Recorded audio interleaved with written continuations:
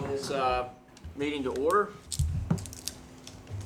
Pass around the minutes. Everybody had an opportunity to look at the minutes. Do I hear a motion for approval of minutes?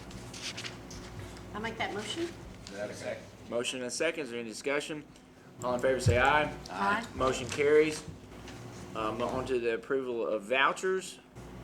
Again, we have an opportunity to review the vouchers. Do I hear a motion to approve? So moved. Second. Motion and second. Any discussion? All in favor say aye. Aye. Motion carries. On to approval of monthly reports for June, and I will turn that over to General Manager, sir. Thank you, Mr. Chairman.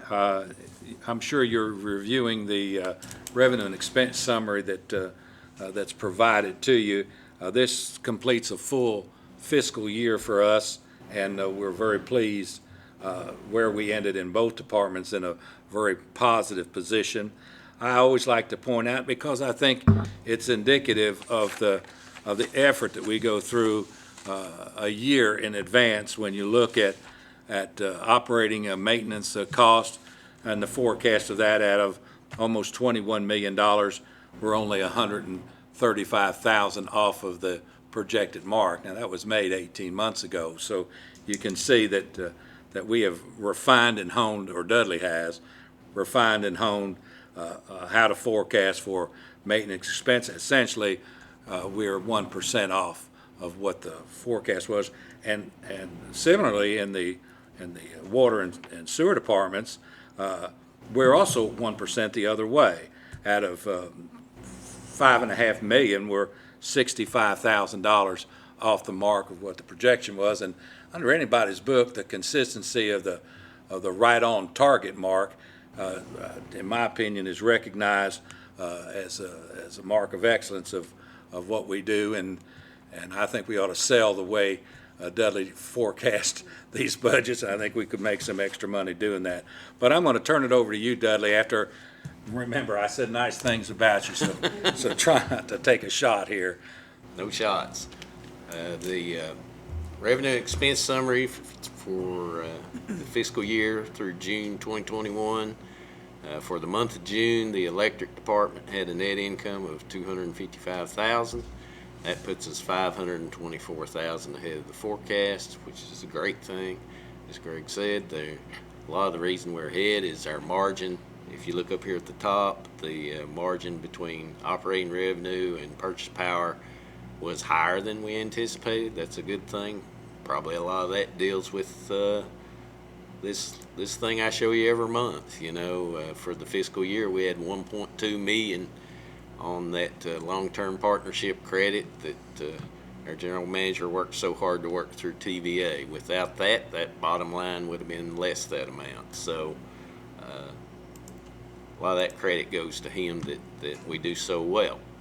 In the water and sewer department, we ended up $86,000 ahead of the forecast.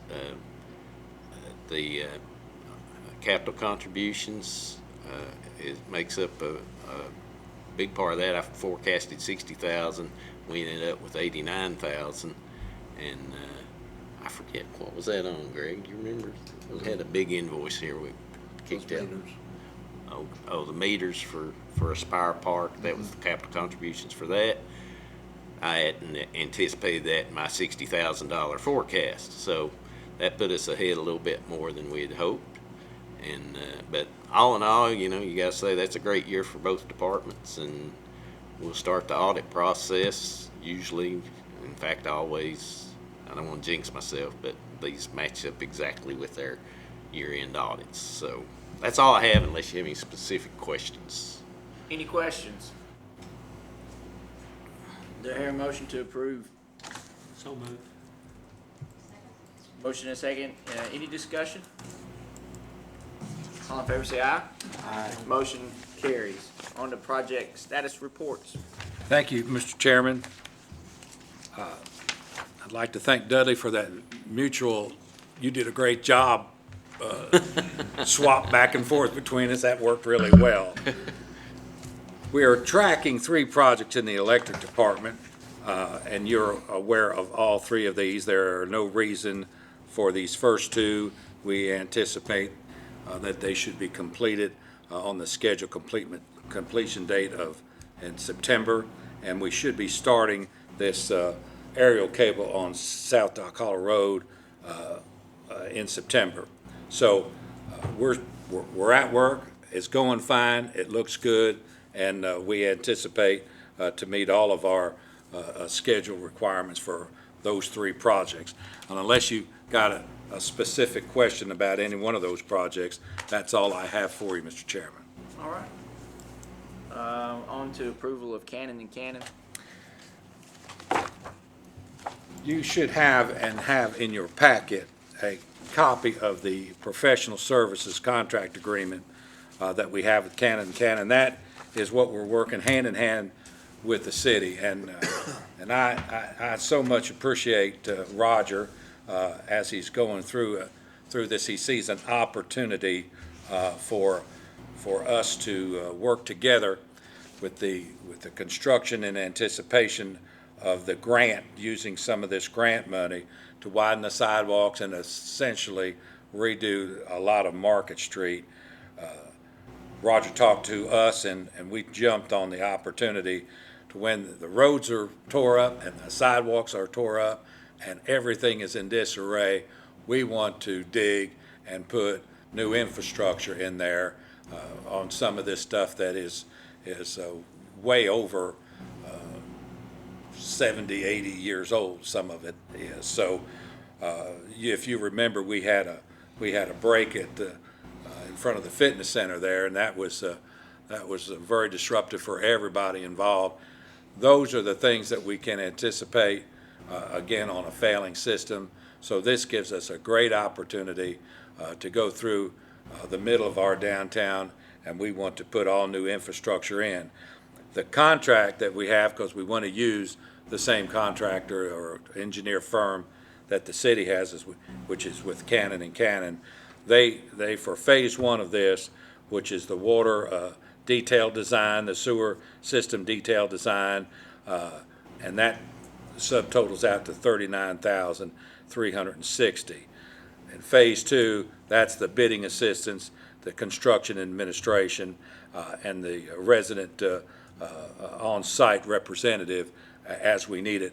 And that can be, we forecast as much as $88,000. So potentially we're looking at about $130,000 cost for this project that would go to Cannon and Cannon. So what I'm asking for now is authority to sign an agreement between CUB and Cannon for these two phases of the project, for this cooperation with this with the city on Market Street. Do I hear a motion to approve? So, there's a motion and a second. Any discussion? He made the motion, she seconded it. Okay. Any discussion? Any questions? Do we know the full scope of that project? Well, the city, we know the full scope of our what we're going to do. I mean, we're talking about a significant amount, 3,850 linear feet of what we're looking at in water line installation. We're looking at 2,660 feet of sewer, and then all the services that are attached to that. So everywhere where they're opening up, where we saved money, and we're looking to save more, because I'm going to look back to the city with this grant money that the federal government is making available, which they are targeting that for water and wastewater improvements, as part of this, of what you can use that money for. So this, to me, would be a great opportunity, for the city to channel some of that money in this direction. But we'll see how it goes, and if there are other projects that meet that requirement. And I feel that it could be a real opportunity for us to receive part of the construction cost of this back from the city through the federal government and what's available to them. Does this include part of Main Street as well as Market Street?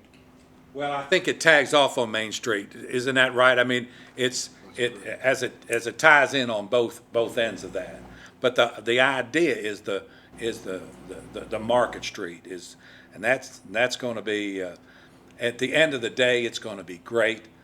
getting from here to there is not going to be great. It'll be a disruption. But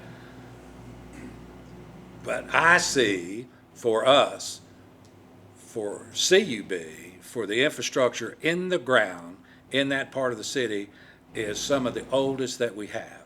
And the problem is it's so dense in there that anything you do is going to be a major disruption.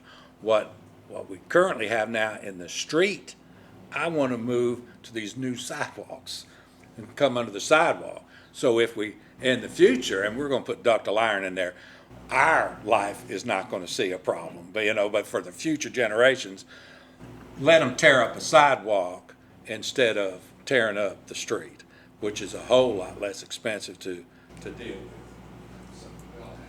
This is not CUB related, but at least the Methodist church there, we're having a concern about if they tear up the sidewalk perpendicular to Market Street all the way down Main, what's that gonna do to our brick retaining wall that's about 100 years old along that? I can, without knowing for a fact, I am certain that everything that can be done will be done, not to disrupt the historical feature that you have there. We're also applying for part of that grant to redo that brick wall, so we're not sure what's gonna happen there, but we're a little concerned. Well, great, I've got a stone wall at my house that I would like to get redone too, that I didn't do that great of a job on. But this is unquestionably a great thing for Market Street. It's just and it's a great thing for us because we're gonna have to do this sooner or later. There's no getting around it. This work is gonna have to be done, and it is.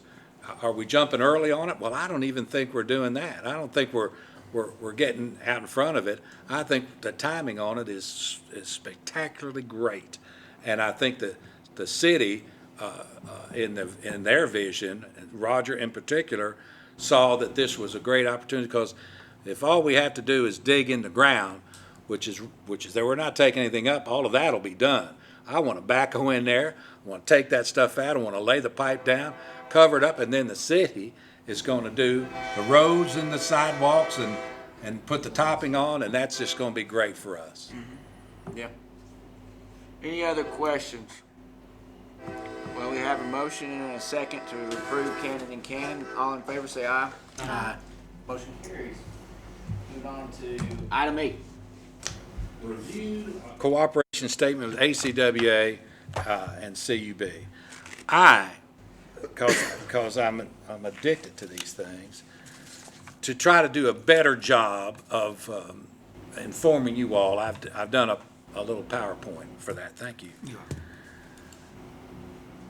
I like to give history, especially for some of you are new, but my guess is hardly anybody knows this.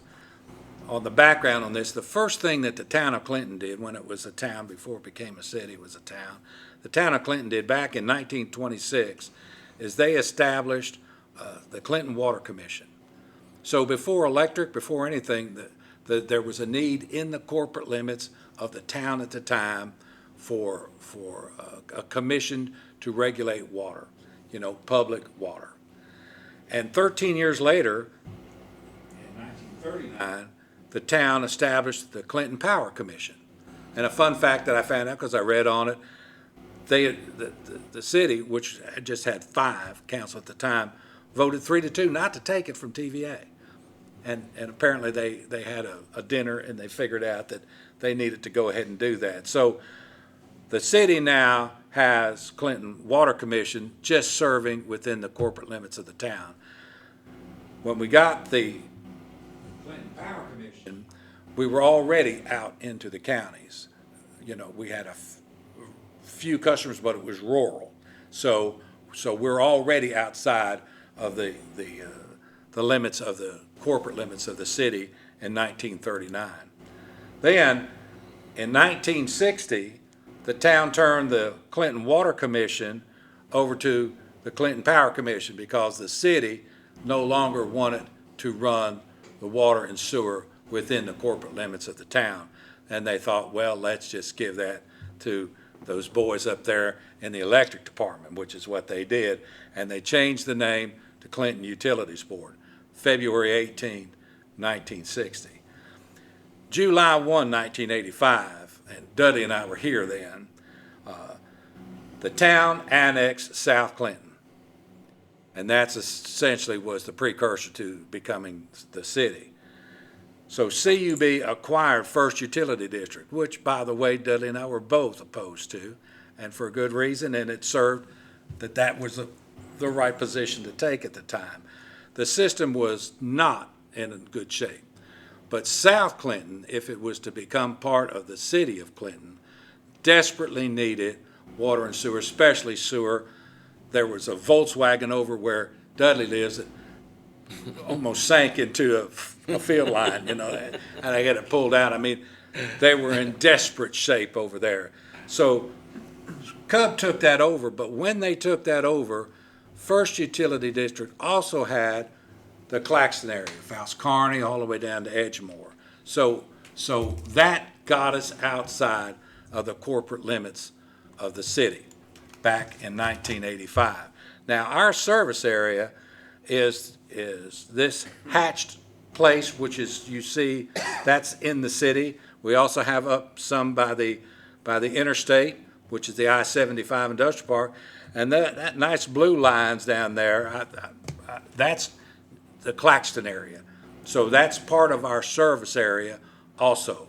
But you see the hatched area is only within the city. We've got about 6,600 total water customers and 4,800 sewer customers, but only 45 of the 6,600 of the water customers are inside the city, and only 2,094 are outside the city. Of the 4,800 sewer customers, 445 of those are outside the city. So what we're really going to be talking about, what we're focused on here, is the 2,094 outside and the 445 sewer outside, plus 282 ACWA water customers that are inside the city. Where's that located?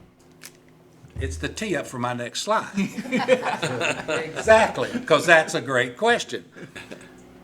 243 are east of the Clinch, and that's where you get the Golden Girls and Hunter's Trail and all of that. That's 243. They're being served by ACWA for water. Do you see? 27, the Willwood, that's the old Joe McGill subdivision, and 12 are up on Phillips Lane. That's east of Spring Street.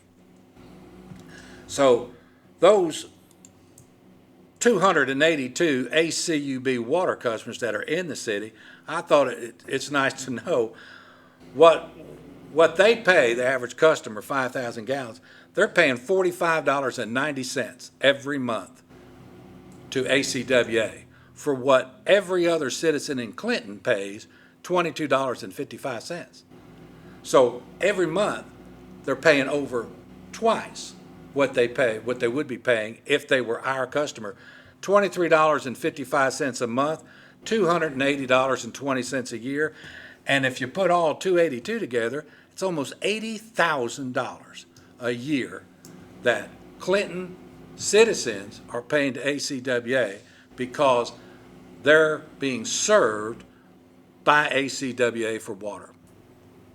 And the reason is because the city annexed, and when they annexed, they were already being served by ACWA, therefore they continued on that way. So, I mean, that's a big thing. So what are we trying to do? I use this word win-win, and I've been using it ever since we started talking about this, because I've been in discussions with Mayor Frank, and I've been in discussions with ACWA. And we're looking at best practices for operations, for service, capacity, future growth, for both Cub and for ACWA. The stars are lined up, and there's reasons for that. But we've got this document because of our discussions. I wanted to get something articulated in writing of what we're trying to do. So this is a non-binding thing, but I want us all to agree on what we're trying, our objective is. And essentially our objective is to consolidate everything inside the city limits of Clinton needs to be served by CUB, in my opinion. Everything outside the city limits of Clinton needs to be served by ACWA. Now, the initiatives that we're facing, Claxton for one, limited sewer service. We've got a moratorium, the state has put a moratorium on CUB that we can't add any more sewer customers down there in that one pocket of customers that we have. We're a pocket, and then ACWA serves sewer all the way around us. We serve all the water, ACWA serves sewer, and we also serve sewer. So we have customers that get sewer from, rather water from us and sewer from ACWA in Claxton. Very confusing. I-75 Industrial Park, there's growth up there, and both ACWA and CUB have been in a race to see how can we meet the potential growth and the fire protection requirements that's associated with the I-75 Industrial Park. Now, just the opposite of what we have in Claxton, where we serve water and ACWA serves sewer, and in the north section up there at Hunter's Trail and all, residents receive water from ACWA and sewer from us. So it's just the opposite. I mean, it's confusing. So if a customer didn't pay their water bill at one of these locations, but they're paying their sewer because they can make that distinction, or electric, who cuts them off? I mean, what do you cut off? What do you cut off for sewer? You see, you can see it's not good at all. So we want to address that also.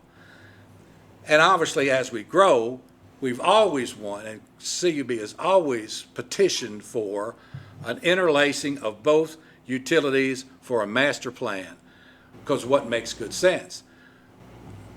ACWA signaled us and said that they were having difficulty meeting the increasing water demand at the I-75 Industrial Park. And of course, that got us moving on a water line up 61, because we're going to meet the needs of our customers up there. Now remember, the Golden Girls and all that little group up there, they're buying their water from ACWA. Hunter's Trail all buying their water from ACWA.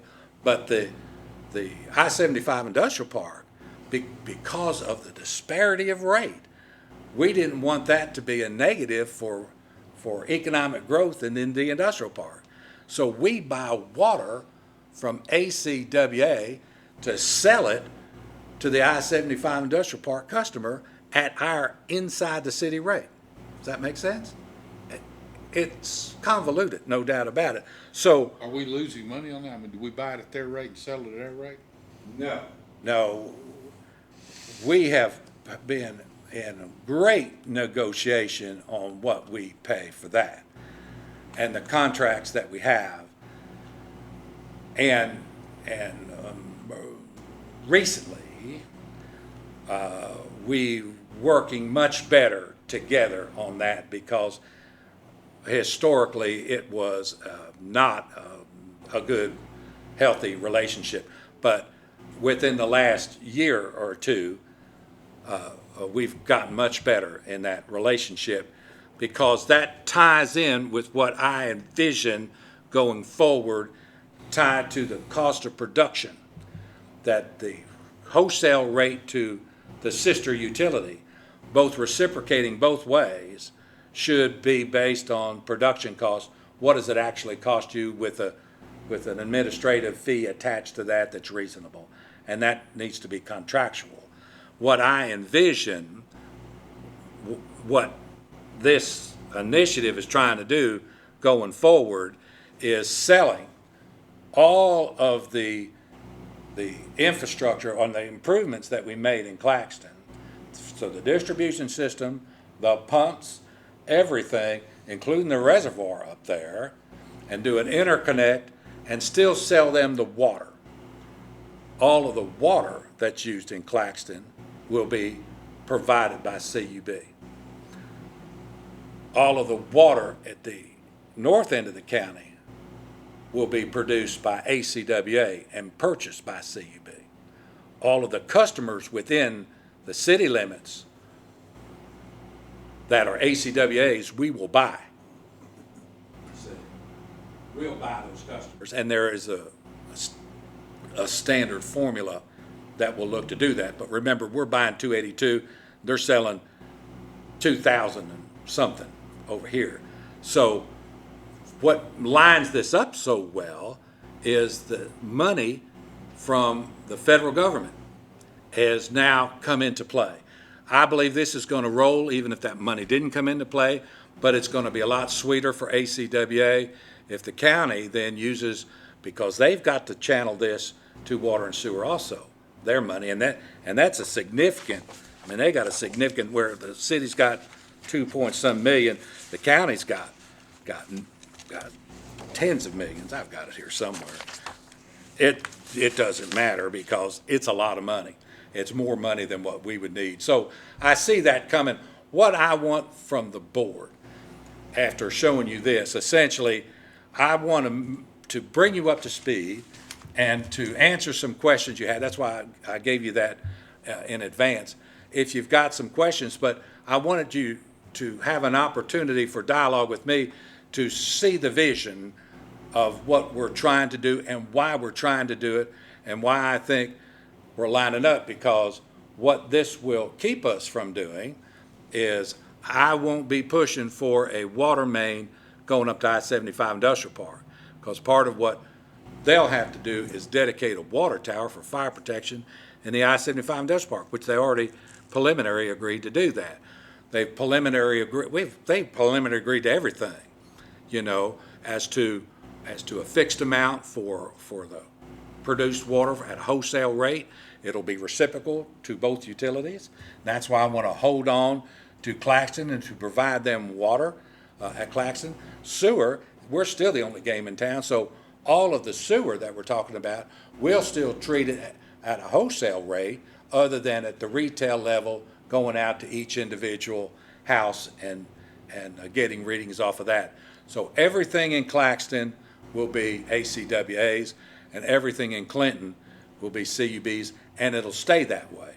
If we annex, I'm going to be prepared to buy whatever distribution system we annex, and that'll be part of the discussion on whether or not it's financially feasible to annex in the future. But I see this as a win for the county, you know, and I see this as a win for CUB, and ultimately, in both cases, I see this as a win for the ratepayer, especially the ratepayer of CUB, because all of those that are paying higher will be paying half, less than half of what they're paying now. And I see that's a win, and it's something that I believe that we should have worked hard to do to begin with. You go back up to the number of customers. Yes, that's all me, by the way. All him. He's got his own machine over there. Okay. I'm getting there, friend. Number of customers.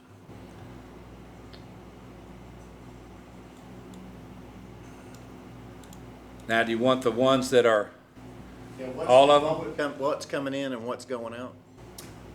What we would Picking do. up 2094. All right, let me get to this better. That's fine. We'll show it. What we would be selling is 2,094 customers of water outside. We would be selling 445 sewer customers outside, and we would be gaining 282 customers inside. Okay. So if you do the math, and assuming that the formula is correct, you can see that it's very well weighted to CUB in terms of cash coming in. I mean, I believe it's going to be significant. Do you want a motion to approve this? No, I want your agreement that I need to continue on in these negotiations, because I'll bring you something concrete. But if I don't want to get in front of my skis, you know, in negotiations, we have, ACWA has a board member that they have full faith and confidence in. And CUB has full faith and confidence in that ACWA board member also. Sure. So that is part of what makes this positive.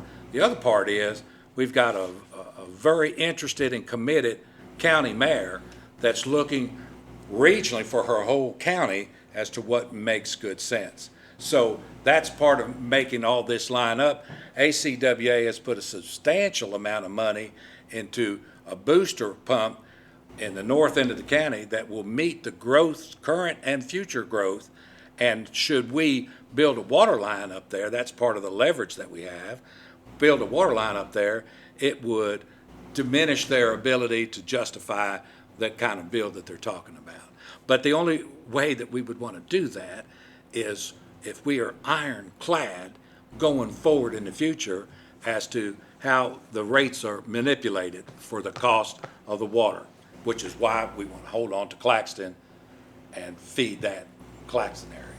Well, I see no objection from my point of view. Is there anyone that has any objections? Otherwise, I would direct the general manager to proceed with the negotiations and bring us something to have a motion upon in the future. We're going to enlist, again, Cannon, which is their engineers, which we have a relationship with, and because I want them to trust.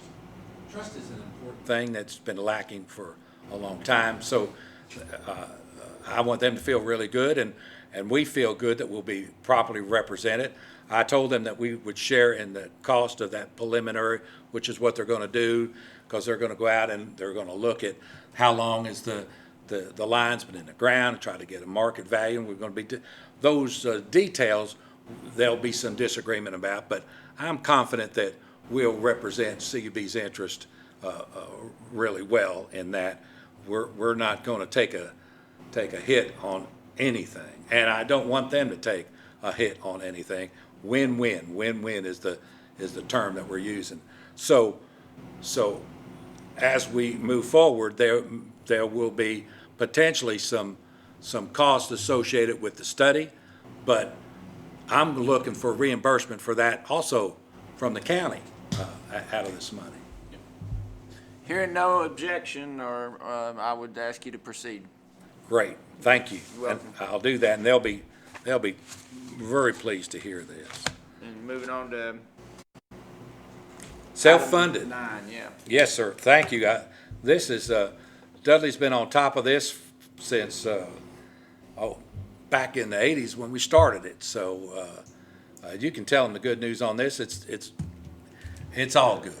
Sure, it's actually 1993, again, I'll praise our general manager. He convinced Blue Cross to allow us to go to a self-funded plan, even though we didn't have enough employees to qualify. He twisted their arms and manipulated them just a little bit, but you know how he can be. But we got on the self-funded plan, and if you look at this year, we started with a reserve of $3.3 million, and we ended with $4.4 million. That's good anyway you look at it.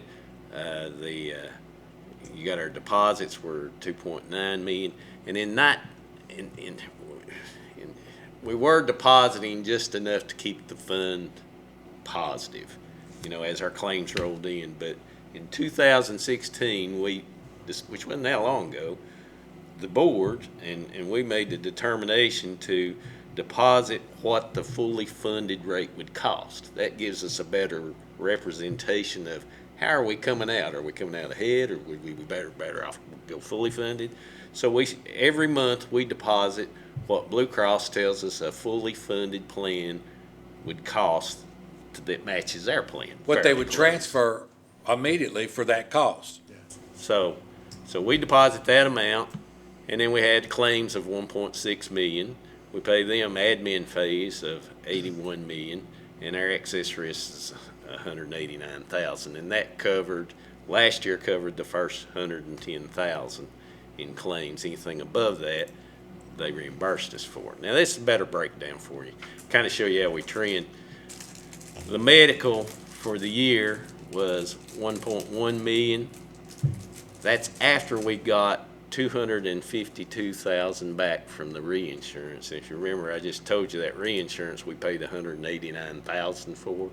So they actually lost money this past year, and I looked at the last 6 years, and they're in the hole every year. So we've done well with that. Our dental is pretty flat. Our prescription drugs went down this year. That's a little surprising. Don't really know why. Maybe the COVID, people just weren't going to the doctor as much and getting prescriptions. I don't know. Our admin fees are pretty flat. And of course, our excess risk is pretty flat. And the reason that's stayed flat, even though they're losing money, is every year we negotiate with them. They want a big increase, but I tell them we'll tweak that deductible 10,000 if you'll hold it the same. So last year it's 110. Next year it's going to be 120, the deductible, but the rate's the same. So it doesn't cost us anymore. And that just, my studies show that every year, at the most, we've had 2 people, and usually one is the average that goes over that amount. So we're better off just to keep that rate flat. It works out real well. That's why we have a big reserve. Those funds are not restricted in any way. If we had a big storm blow through here and we needed to use that money, we could use it. It's just good to have it set aside so that you can see how great this plan works compared to just paying Blue Cross a check every month and paying the claims. We come out way ahead. And since 2016, we're 4.4 million ahead. That's pretty incredible in that amount of time. Had we deposited that amount when we started in 1993 all the way through, there's no telling how much that reserve would show. Part of our success we contribute to our wellness program, which we started 2012-ish, and I just like to show you what we've done so far this year. We do biometric screenings in February, and that's just a quick poke, get your cholesterol, your sugar, all those quick things, blood pressure and things. We had 118 people participate in that. We did a medic blood drive. We brought the bus out here. We had 54 people participate in that. That's a good thing for the community, but it's also good for CUB because if we get 30% of our people to contribute, they cover everybody in the company and their families. We do some virtual munch and learns, and this is part of where they get the points that add up to where they can get money at the end of the year if they get enough points. And then the mammography screening, they used to come here, but now they go down to First Baptist Church, and the girls load up and they go down there. We had 12 people participate in that. That's a great thing because a lot of them wouldn't do that, schedule those appointments and do that on their own. They go down there and do that. Some of them can't because of special circumstances, and then just last month we did our comprehensive blood draw, had 110 people participate in that, and that's where you get the full-blown everything. All that, Greg's got a spreadsheet, he keeps his every year and tracks it. You send it to your doctor and tells you everything from your vitamin D to your PSA to your, what's some of those other things, Greg? I don't track weight. But that's a really good thing, and the reality of it is, especially when you're dealing with guys like myself, those are things that we probably wouldn't schedule to do if we didn't just make it convenient and do it here. And a lot of things get caught with that comprehensive blood draw that people don't realize they have. So the pre-diabetes and things like that. So that's a great program. We're proud of that. We think it more than pays for itself and helps reduce the claims. Putting the exact number on that, I can't tell you. I can't tell you how many What we strokes avoided, we've yeah. prevented by having people check themselves out. But I believe it does. I believe it helps. And that's all I've got, unless you got any specific questions. I think that's great. Any questions or comments? Hearing none, we'll move to other business. Mr. Chairman, all I have is I just want to let you know that TVA called and asked us if we would allow a film crew in, because they were doing, I guess, a promotional across the valley about the technical advancements and utilities and a lot of what we're doing with distributed energy, and they wanted to come to our operations center, and they spent, Todd, 2.5 hours. 2.5 hours filming. You know, our boys were shined up, shirts were tucked in. I mean, we looked really good, you know, but out of the 150 some utilities, and you'd think there are some closer to them than what we are, they chose to come to us, and we take that as a recognition by them as to the quality of operations that we have here. Absolutely.